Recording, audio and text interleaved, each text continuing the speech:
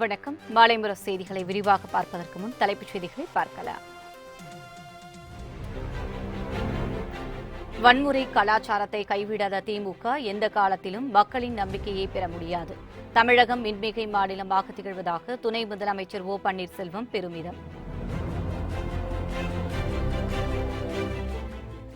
காங்கிரசின் 72,000 ரூபாய் நிதியுதவி திட்டத்துக்கு அனைத்து பிரிவினரிடம் வரவேற்பு கிடைத்துள்ளது. தேர்தல் வந்தால் மட்டுமே பிரதமர் நரேந்திர மோடி தமிழகம் வருவதாகவும் ஸ்டாலின் விமர்சனம்.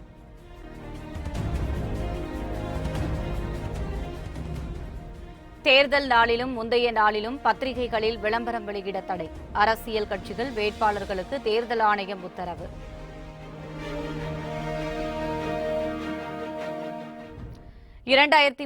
ஆண்டில் உலக அளவில் 3வது பெரிய பொருளாதார நாடாக இந்தியா திகழும்.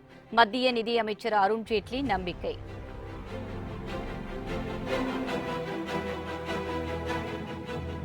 பொள்ளாச்சி அருகே கல்லூரியில் இருந்து வீடு திரும்பிய மாணவி கழுத்தறுத்து படுகொலை. சாலையோரத்தில் உடலை போட்டு சென்ற கொலையாளிகளுக்கு காவல்துறை வலைவீச்சு.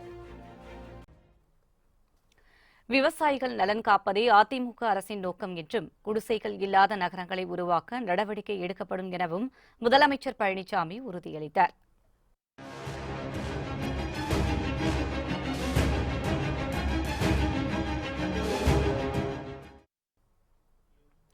தேனி மக்களவைத் தொகுதி அதிமுக வேட்பாளர் ரவீந்திரநாத்தை ஆதரித்து மதுரை மாவட்டம் உசிலம்பட்டியில் முதலமைச்சர் பழனிசாமி வாக்கு வேட்டையில் ஈடுபட்டார். கூடலூர், உத்தமபாளையம், கடமலைக்குண்டு, போடிநாயக்கனூர் உள்ளிட்ட பகுதிகளிலும் அதிமுக வேட்பாளரை ஆதரித்து முதலமைச்சர் எடப்பாடி பழனிசாமி தீவிர பிரச்சாரம் மேற்கொண்டார். அப்போது பேசிய அவர், காங்கிரஸ் ஆட்சியில் தமிழகத்தில் வளர்ச்சித் திட்டங்கள் குறிப்பிடும்படியாக எதுவும் நடைபெறவில்லை என்று கூறினார். அதற்கு மத்திய நிதியமைச்சராக இருந்த ப. சிதம்பரம் தமிழகத்திற்கு நிதி ஒதுக்கீடு செய்யாததே காரணம் என்றும் முதலமைச்சர் பழனிசாமி குற்றம் சாட்டினார். ஆட்சி காலத்தில் என்ன தெரிந்தாங்க?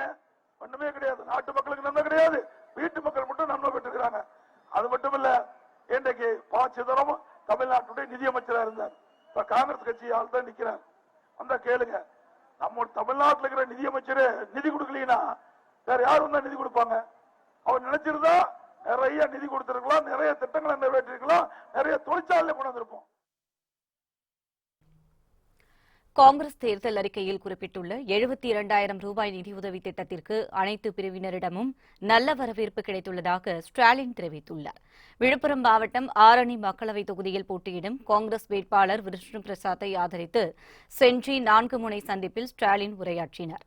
அப்போது பேசிய அவர், மோடியின் நிலை வருகிற 18ஆம் தேதி தெரிந்துவிடும் என்றும் மக்களின் வங்கிக் கணக்கில் 15 லட்சம் ரூபாய் போடுவதாக கூறிவிட்டு 15 ரூபாய் கூட போடாதவர் பிரதமர் மோடி என்றும் கடுமையாக விமர்சித்தார். மீண்டும் திமுக ஆட்சிக்கு வந்தால் ஜெயலலிதாவின் மரணம் குறித்து முழுமையான விசாரணை நடத்தப்படும் என்றும் ஸ்டாலின் தெரிவித்தார். காங்கிரஸ் தேர்தல் அறிக்கையில் குறிப்பிட்டுள்ள 72,000 ரூபாய் நிதியுதவி திட்டத்திற்கு அனைத்து பிரிவினரிடமும் நல்ல வரவேற்பு கிடைத்துள்ளதாக ஸ்டாலின் தெரிவித்துள்ளார். பிரதமர் நரேந்திர மோடி தேர்தல் வந்தால் மட்டுமே தமிழகம் வருவதாகவும் மற்ற நேரங்களில் தமிழகத்திற்கு வருவதில்லை என்றும் ஸ்டாலின் தெரிவித்தார்.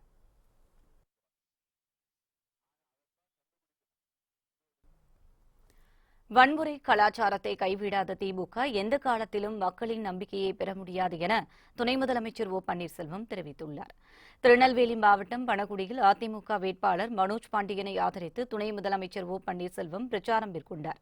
அப்போது பேசிய அவர், திமுக ஆட்சியில் தமிழகத்தில் மின்வெட்டு நிலவியதாகவும் அதிமுக ஆட்சியில் தமிழகம் மின் பற்றாக்குறை இல்லாத மாநிலமாக திகழ்வதாகவும் தெரிவித்தார். வன்முறை கலாச்சாரத்தை கைவிடாத திமுக எந்த காலத்திலும் மக்களின் நம்பிக்கையை பெற முடியாது என பன்னீர்செல்வம் குறிப்பிட்டார்.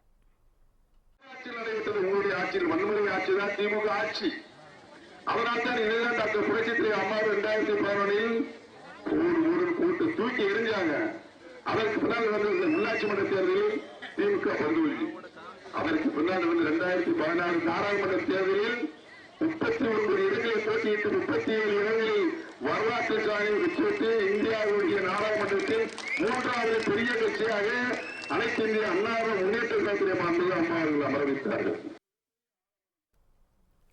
தேர்தல் மற்றும் முந்தைய நாளில் முன் அனுமதியின்றி பத்திரிகைகளில் விளம்பரம் வெளியிட தேர்தல் ஆணையம் தடை விதித்துள்ளது. நாடாளுமன்ற தேர்தலை முன்னிட்டு அரசியல் கட்சிகள் பொதுக்கூட்டங்கள் மற்றும் தேர்தல் பிரச்சார பணிகளில் ஈடுபட்டு வருகின்றன. முதல் கட்ட தேர்தல் வரும் 11ஆம் தேதி தொடங்கி 7 கட்டங்களாக நடைபெறுகிறது. தேர்தலுக்கான வாக்கு எண்ணிக்கை அடுத்த மாதம் 23ஆம் தேதி நடைபெறும் என அறிவிக்கப்பட்டுள்ளது. தேர்தலையொட்டி தேர்தல் நன்னடத்தை விதிகள் அமலில் வந்துள்ளன. உரிய ஆவணங்கள் இன்றி கொண்டு செல்லப்படும் பணம் மற்றும் தங்கம் உள்ளிட்ட பொருட்கள் தேர்தல் பறக்கும் படையினரால் பறிமுதல் செய்யப்பட்டு வருகின்றன. இந்நிலையில் தேர்தல் நாளிலும் தேர்தலுக்கு முந்தைய நாளிலும் அரசியல் கட்சிகள் மற்றும் வேட்பாளர்கள் முன் அனுமதியின்றி பத்திரிகைகளில் விளம்பரம் வெளியிடக்கூடாது என தலைமை தேர்தல் ஆணையம் அறிவிப்பு வெளியிட்டுள்ளது.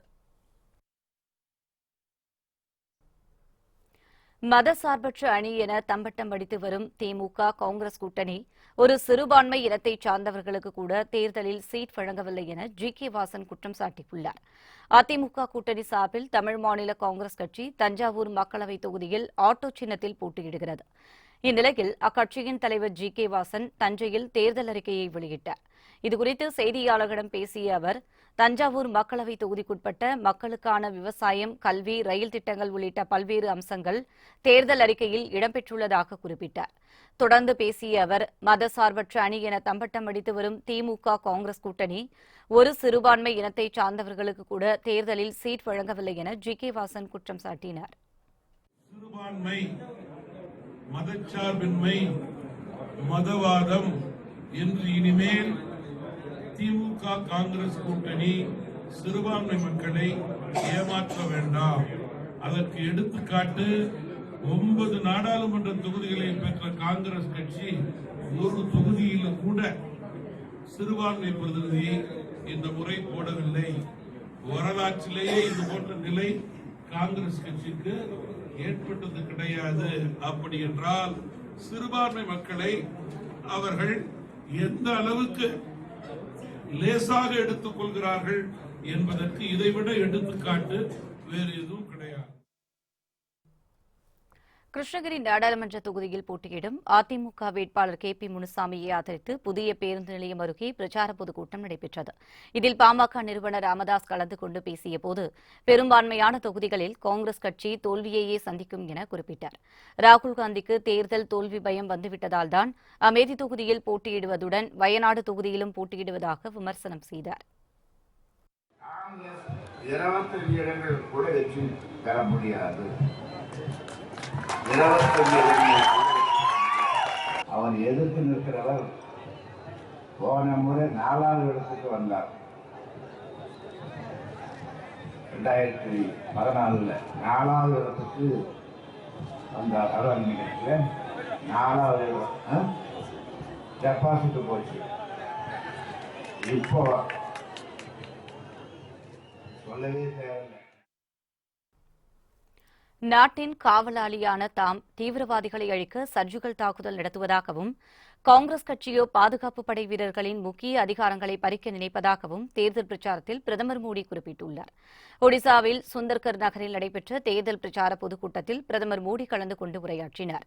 அப்போது பேசிய அவர், பாஜக உலகிலேயே மிகப்பெரிய ஜனநாயக இயக்கம் என்றும், இந்தியாவில் முன்னர் கற்பனை செய்து கூட பார்த்திராத பகுதிகளில் எல்லாம் பாஜக கொடி பறப்பதாகவும் குறிப்பிட்டார். காங்கிரசுக்கும் அதிலிருந்து உருவான கட்சிகளுக்கும் மிகவும் வலுவான மாற்றாக திகழ்வதாக கூறிய மோடி, தீவிரவாதிகளை அவர்களது வீடுகளுக்குள் புகுந்து இந்தியா கொல்வதாகவும், இதற்கு முன்னர் இருந்த அரசுகளால் சர்ஜிக்கல் தாக்குதல்களை நினைத்துக்கூட பார்க்க முடியவில்லை என்றும், அதற்கு அவர்களுக்கு துணிச்சலும் இல்லை என்றும் தெரிவித்தார். தற்போது மக்களின் காவலாளி சர்ஜிக்கல் தாக்குதல் நடத்துவதாகவும், காங்கிரஸ் கட்சியோ பாதுகாப்பு படை வீரர்களுக்கான சிறப்பு அதிகாரங்களை ரத்து செய்ய நினைப்பதாகவும் குற்றம் சாட்டிய பிரதமர் மோடி, காங்கிரஸ் இருக்கும் வரை வறுமையை ஒழிக்க முடியாது என குறிப்பிட்டார். 2030ஆம் ஆண்டில் உலக அளவில் அமெரிக்கா, சீனாவுக்கு அடுத்து 3வது பெரிய பொருளாதார நாடாக இந்தியா இருக்கும் என்று மத்திய நிதியமைச்சர் அருண்ஜேட்லி நம்பிக்கை தெரிவித்துள்ளார். டெல்லியில் கல்லூரி ஒன்றில் நடைபெற்ற நிகழ்ச்சியில் மத்திய நிதியமைச்சர் அருண்ஜேட்லி சிறப்பு விருந்தினராக கலந்து கொண்டார். அப்போது உரையாற்றிய அவர், தற்போது இந்திய பொருளாதாரத்தின் மதிப்பு $2.9 லட்சம் கோடி உள்ளதாகவும், இந்திய மக்களின் நுகர்வு முதலீடு அதிகரித்து வருவதால் 2030ஆம் ஆண்டில் இந்திய பொருளாதாரம் $10 லட்சம் கோடி கொண்டதாக உயரும் என்று எதிர்பார்ப்பதாகவும் குறிப்பிட்டார். தற்போது அமெரிக்க டாலர் மதிப்பின் ஏற்ற இறக்கத்தால் உலக அளவில் 5வது மற்றும் 6வது பொருளாதாரத்திற்கு மத்தியில் இந்தியா ஊசலாடி கொண்டிருப்பதை அருண்ஜேட்லி சுட்டிக்காட்டினார்.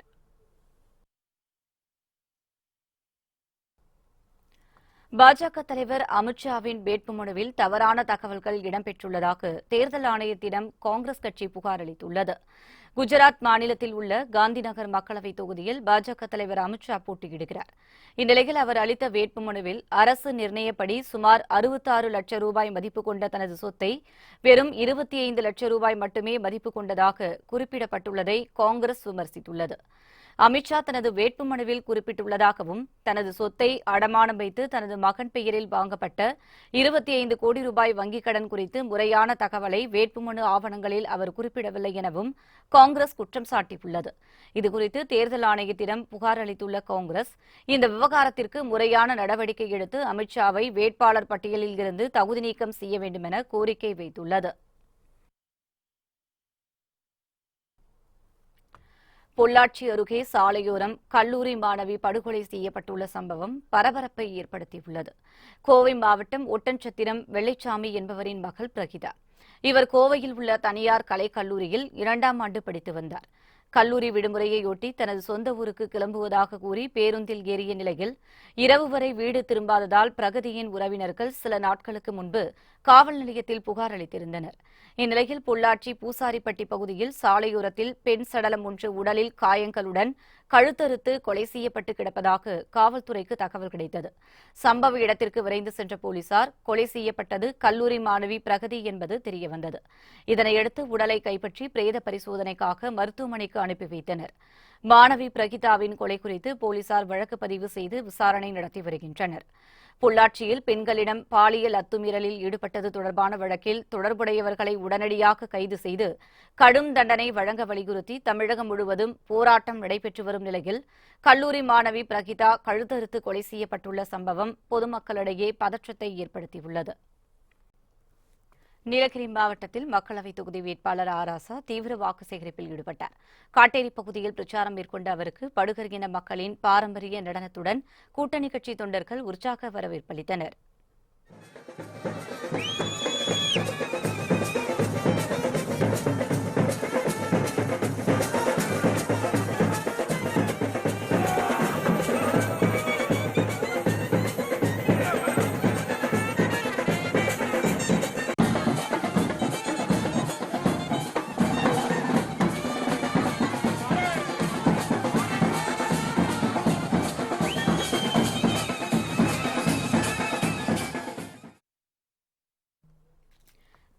திமுக ஆட்சிக்கு வந்தால் ஜெயலலிதாவின் மர்ம மரணம் மற்றும் கொடநாடு கொள்ளை விவகாரங்களுக்கு முடிவு கட்டப்படும் என கே. பாலகிருஷ்ணன் உறுதியளித்துள்ளார்.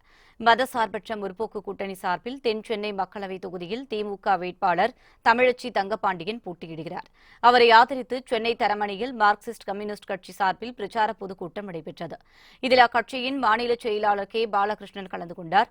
அப்போது பேசிய அவர் திமுக ஆட்சிக்கு வந்தால் நீட் தேர்வுக்கு நிரந்தரமாக முற்றுப்புள்ளி வைக்கப்படும் என்றும் ஜெயலலிதாவின் மர்ம மரணம் மற்றும் கொடநாடு கொள்ளை விவகாரங்களுக்கு முடிவு கட்டப்படும் எனவும் கே. பாலகிருஷ்ணன் உறுதியளித்துள்ளார். உண்மையிலேயே இன்றைக்கு நான் தெரிவித்துக் கொள்ள விரும்புகிறேன், ஜெயலலிதா இறந்தது எப்படி, அவர்கள் எதனால இறந்தார்கள், உண்மையான குற்றவாளி யாரு, அதே போல ஜெயலலிதாவுடைய பங்களாவில் நடந்த இந்த கொள்ளைக்கு பின்னாடி இருக்கிறது யாரு, இந்த மூணு மந்திரங்கள் எல்லாம் விலக்கப்பட வேண்டும்.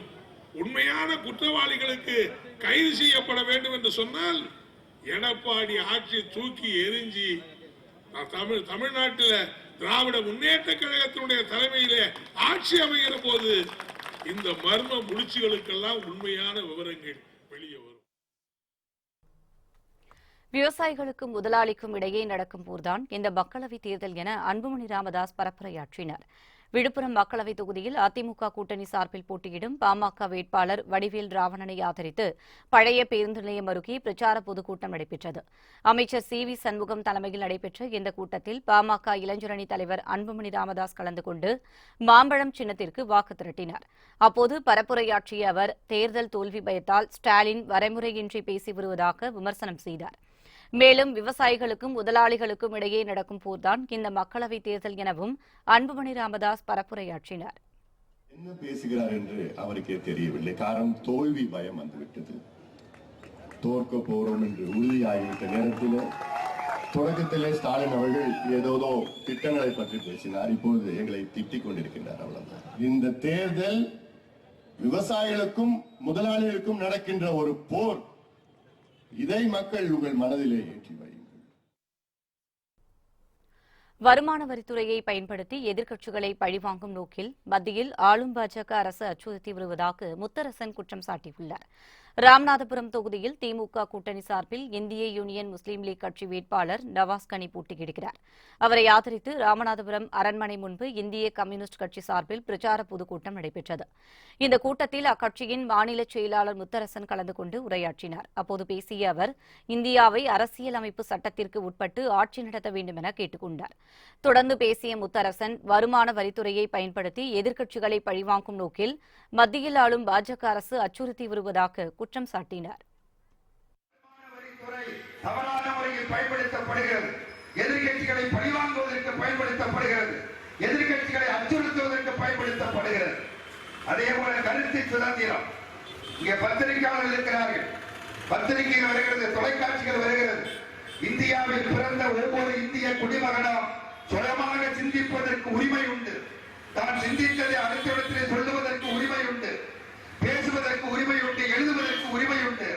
அந்த உரிமை இன்றைக்கு காப்பாற்றப்படுகிறதா? தமிழகத்தில் ஒரே மாதிரியான கல்வி பாடத்திட்டத்தை கொண்டுவர நடவடிக்கை எடுக்கப்பட்டு வருவதாக பள்ளிக் கல்வித்துறை அமைச்சர் செங்கோட்டையன் குறிப்பிட்டுள்ளார். ஈரோடு அருகே உள்ள தனியார் பள்ளி ஒன்றின் ஆண்டு விழாவில் பள்ளிக் கல்வித்துறை அமைச்சர் செங்கோட்டையன் சிறப்பு விருந்தினராக கலந்து கொண்டார். அப்போது பேசிய அவர், மாணவர்களுக்கு பாடம் கற்பிக்கும் ஆசிரியர்களை ஊக்கப்படுத்தும் விதமாக அவர்களுக்கு சான்றிதழ் வழங்கி கௌரவித்தார். பின்னர் உரையாற்றிய அமைச்சர் செங்கோட்டையன், அரசு பள்ளிகளில் யோகா பயிற்சி அளிக்க தமிழக அரசு 5 கோடி ரூபாய் நிதி ஒதுக்கீடு செய்துள்ளதாக குறிப்பிட்டார். மேலும் மெட்ரிக், சிபிஎஸ்இ மற்றும் அரசு பள்ளிகள் என தனித்தனி பாடத்திட்டங்கள் இல்லாமல் ஒரே மாதிரியான பாடத்திட்டத்தை கொண்டுவர தமிழக அரசு நடவடிக்கை எடுத்து வருவதாக அமைச்சர் கூறினார். மக்கள் நலனுக்காக வணிகர் சங்க பேரவை அமைப்பு செயல்படுகிறது என குறிப்பிட்ட த. வெள்ளையன், அந்நிய ஆதிக்கத்தை முறியடிக்க வேண்டுமென கேட்டுக் கொண்டார். சென்னை சேப்பாக்கத்தில் செய்தியாளர்களை சந்தித்த அவர், எந்த கட்சி அந்நிய வணிகத்தை எதிர்க்கின்றதோ அக்கட்சிக்கு ஆதரவாக செயல்படுவோம் எனவும் குறிப்பிட்டார். அந்நிய ஆதிக்கத்தை முறியடிப்போம், உலக வர்த்தக ஒப்பந்தத்தில் இருந்து இந்தியாவை விடுவிப்போம் என்றெல்லாம் உறுதியான பதிலை எங்களுக்கு எழுத்துப்பூர்வமாக தந்தால், ஏன்னா நாங்கள் எழுத்துப்பூர்வமாக தான் எல்லா கட்சிக்கும் கடிதம் கொடுத்துருக்கோம். அவங்க எழுத்துப்பூர்வமாக எங்களுக்கு பதில் அளித்தால், அந்த பதில் ஏற்புடையதாக இருந்தால் வணிகர்கள் அந்த கட்சிகளுக்கு வாக்களிக்கலாம், அந்த கட்சிக்கு வாக்களிக்கலாம். அதே போல வாக்காளர் பெருமக்களும் எங்கள் வாடிக்கையாளர்கள் தான். வாடிக்கையாளர் வாக்காளர் பெருமக்களும் வாக்களிக்கலாம். தமிழ்நாடு முட்டை கோழி பண்ணையாளர்கள் சம்மேளனம் வரும் மக்களவைத் தேர்தலில் அதிமுக கூட்டணிக்கு ஆதரவளிக்க முடிவெடுத்துள்ளது. இதுகுறித்து சங்கத் தலைவர் முத்துசாமி நாமக்கல்லில் செய்தியாளர்களை சந்தித்து பேசினார். அப்போது பேசிய அவர், தற்போதைய சூழலில் 1 லட்சம் டன் மக்காசோளம் இறக்குமதிக்கு மத்திய அரசிடமிருந்து அனுமதி பெற்றுத் தந்த மக்களவை துணை சபாநாயகர் தம்பிதுரை மற்றும் நாமக்கல் எம்பி சுந்தரம் ஆகியோருக்கு நன்றி தெரிவித்துக் கொள்வதாகவும் குறிப்பிட்டார். ஒன்று வந்து எப்படின்னா, 1 மாதம் முன்னாடி அவர் சுந்தரம் எம்பி ஏடிஎம்கே அவர் டெப்டி ஸ்பீக்கர் தம்பிதுரை அண்ணன் அவங்க 2 பேர்த்தையும் கூட்டிகிட்டு போய் கிட்டத்தட்ட ஒரு 15 நாளாக வந்து ஒர்க் பண்ணி கொடுத்தாங்க. மக்காசோளம் வந்து இன்றைக்கி இருக்கிற பவுல்ட்ரி வந்து எப்படின்னா க்ளோஸ் பண்ணுற நிலைமையில் இருக்குது. ஏன்னா ஃபீடோடைய காஸ்ட் வந்து ஒரு கிலோவுக்கு வந்து 6 ரூபாய் இன்க்ரீஸ் ஆகிருக்கு. முட்டை வந்து உற்பத்தி காசு வந்து இன்றைக்கி 4 ரூபாய் 20 காசு வருது. 3 ரூபாய் 20 காசு, 4 ரூபாய் 20 காசு வருது. அப்படி இருக்கும்போது வந்து சரி மக்கா வந்து எப்படின்னாக்கா இம்போர்ட் பண்ணலாம், வெளிநாட்டிலேருந்து இறக்குமதி பண்ணலாம் அப்படின்னு சொல்லிட்டு போயிட்டு அவங்க கூட இருந்து ஒரு 10 நாள் ஒர்க் பண்ணி கொடுத்துருக்காங்க. 1 லட்சம் டன்னு வந்து இம்போர்ட் பண்ணுறது கவர்மெண்ட் அலோவ் பண்ணியிருக்காங்க. இப்போ பார்த்து சொல்லிட்டு அப்படி நன்றி சொல்லிட்டு போனாங்க. 2மே சேர்த்து வந்திருக்கோம். சென்னை, நாமக்கல் உள்ளிட்ட மாவட்டங்களில் உரிய ஆவணங்கள் இன்றி கொண்டு செல்லப்பட்ட 6 லட்சம் ரூபாய் ரொக்கம் பறக்கும் படை அதிகாரிகளால் பறிமுதல் செய்யப்பட்டது.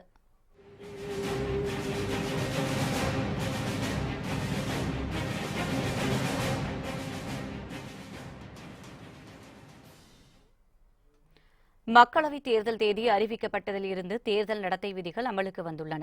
தேர்தல் விதிமுறைகள் படி 50,000 ரூபாய்க்கு மேல் உரிய கணக்கு இல்லாமல் எடுத்துச் செல்லப்படும் பணம் பறிமுதல் செய்யப்படும் என தேர்தல் ஆணையம் அறிவித்துள்ளது.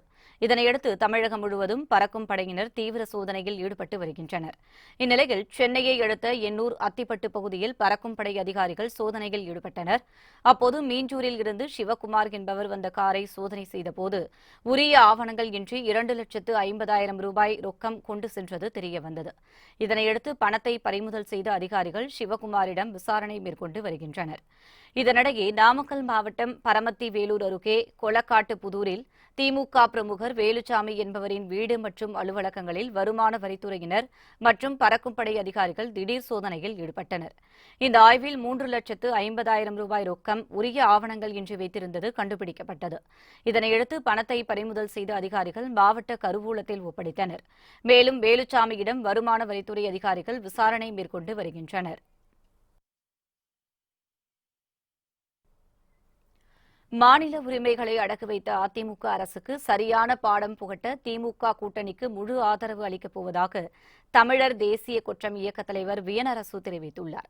நெல்லையில் செய்தியாளர்களை சந்தித்து பேசிய அவர், பெரும் பணக்காரர்களுக்கு ஆதரவாக செயல்படும் பாஜக அரசை விரட்டியடிக்க வேண்டும் என கேட்டுக் கொண்டார். தமிழகத்தை ஆளுகின்ற அனைத்து இந்திய அண்ணா திராவிட முன்னேற்றக் கழக அரசு மாநில உரிமைகள் அனைத்தையும் டெல்லியிடம் அடகு வைக்கக்கூடிய, அடிமைப்படுத்தக்கூடிய அரசாக இருப்பதனால் மாண்புமிகு எடப்பாடி பழனிசாமி அவர்களுடைய அரசு தூக்கி எறியப்பட வேண்டும். இந்திய நாட்டை இந்து மதவெறி நாடாக ஆக்குகின்ற முயற்சியிலே ஈடுபட்டிருப்பதோடு இந்த பாரதிய ஜனதா கட்சி ஆட்சியில் ஏழை எளிய மக்கள், உழைக்கும் மக்கள், ஒடுக்கப்பட்ட மக்கள், உழவர் பெருங்குடி மக்கள் வாழ்வதற்கு வழியில்லாத சூழலை உருவாக்கி பெரும் முதலாளிகளின் அரசாக இந்திய அரசை மாற்றிக் கொண்டிருக்கிற இந்த சூழலில் இந்து மதவெறி அரசாக இருக்கக்கூடிய பாரதிய ஜனதா அரசு தூக்கி எறியப்பட வேண்டும். தேர்தலில் அனைவரும் கட்டாயம் வாக்களிக்க வேண்டும் என்பதை வலியுறுத்தி வேலூரில் இலவச மருத்துவ முகாம் நடத்தப்பட்டது. வேலூர் புதிய பேருந்து நிலையத்தில் மாவட்ட சுகாதாரத்துறை மற்றும் தேர்தல் ஆணையம் சார்பில் விழிப்புணர்வு நிகழ்ச்சி நடத்தப்பட்டது. வரும் மக்களவைத் தேர்தலில் அனைவரும் கட்டாயம் வாக்களிக்க வேண்டும் என்பதை வலியுறுத்தி இலவச மருத்துவ முகாம் நடைபெற்றது. இதில் பல்வேறு மருத்துவ பரிசோதனைகள் செய்யப்பட்டு அவர்களுக்கு இலவசமாக மருந்துகள் வழங்கப்பட்டது. இந்த மருத்துவ முகாமை துவக்கி வைத்த மாவட்ட ஆட்சியர் ராமன், அனைவரும் வாக்களிக்க வேண்டும் என்பதன் அவசியத்தை வலியுறுத்தி துண்டு பிரசுரத்தை பொதுமக்களுக்கு விநியோகித்தார். சின்னசேலம் அருகே 11ஆம் வகுப்பு படித்த மாணவி தற்கொலை செய்து கொண்ட சம்பவம் அப்பகுதியில் பெரும் சோகத்தை ஏற்படுத்தியுள்ளது. விழுப்புரம் மாவட்டம் சின்னசேலத்தை அடுத்துள்ள நயினார்பாளையம் பகுதியைச் சேர்ந்தவர் கவிதா தேவி. இவரது கணவர் கடந்த 8 ஆண்டுகளுக்கு முன்பு உயிரிழந்த நிலையில் தற்போது வேறு ஒரு நபருடன் கள்ளத்தொடர்பு வைத்திருந்ததாக கூறப்படுகிறது.